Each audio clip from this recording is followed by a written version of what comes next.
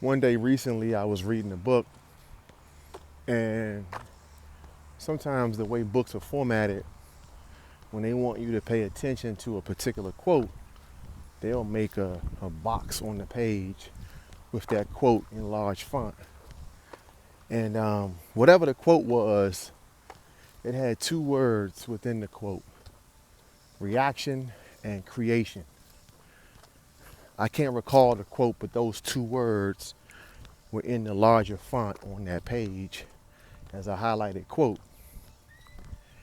And as I looked at that quote, for the first time, I realized the two words creation and reaction have the same letters.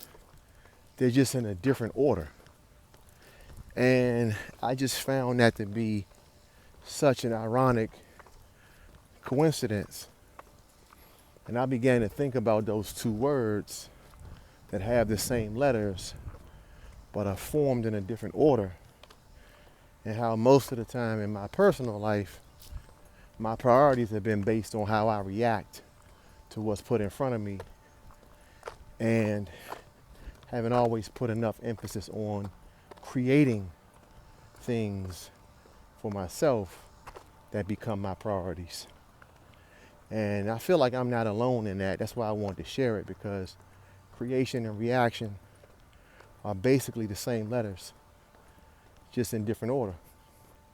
And if you wake up every day and you react to what the world gives you, you're never going to really progress in the way you want to. So you have to create the world you want versus trying to react to the world that is given to you. So this week, as I go about my days, I'm going to spend a lot of time, I should say, thinking about and thought, what can I create, and how do I limit the mindset of reacting? Most of what we have going on is just an interpretation of what we see. And what we see is what's already been put out there for us. But what we create is not out there, but it's our job to put it out there. So how much time are we reacting versus how much time are we creating?